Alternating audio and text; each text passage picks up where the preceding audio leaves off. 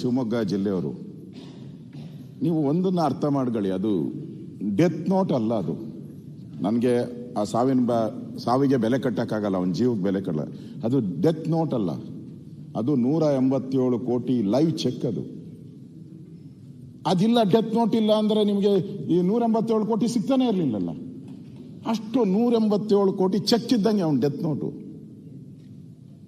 ದಯವಿಟ್ಟು ಅದನ್ನು ಅರ್ಥ ಮಾಡಿ. ಸರ್ಕಾರ ಕೂಡಿಸಿದ್ದೇನೆ. ಈಗ SIT ಅವರು 20 ಕೋಟಿನೋ 30 ಕೋಟಿನೋ ತಂದರು, ವಾಪಸ್ ತಂದಿದ್ದಾರೆ.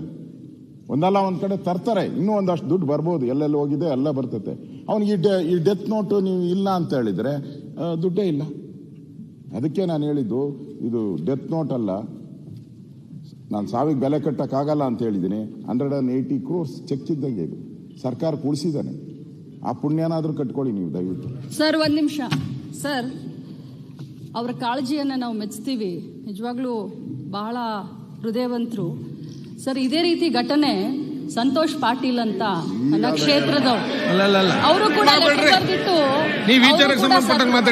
ಆದ್ರೆ ಅವರ ಹೆಂಡತಿಗೆ, ಅವರ ಧರ್ಮ ಪತ್ನಿಗೆ ಅವಾಗ ನಮ್ಮ ಅಧ್ಯಕ್ಷರು ಮತ್ತು ಮುಖ್ಯಮಂತ್ರಿಗಳು ನಮ್ಮ ಪಕ್ಷದಿಂದ ಸಹಾಯ ಮಾಡಿದ್ವಿ. ಆದ್ರೆ ಈಗ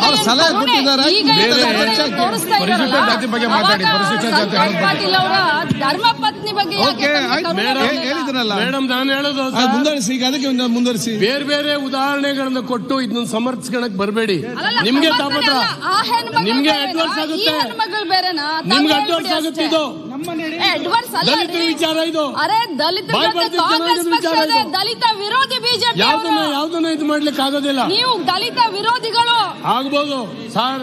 ನಾನು ಹೇಳ್ತೀನಿ, ಕೊನೆಯದಾಗಿ ನಾನು ರಾಜಕಾರಣಕ್ಕಲ್ಲ, ನಿಜವಾಗ್ಲೂ ನಾನು ಪ್ರೀತಿ ಮಾಡೋ ನಿಮ್ಮನ್ನ ಬಹಳ ವರ್ಷದಿಂದ.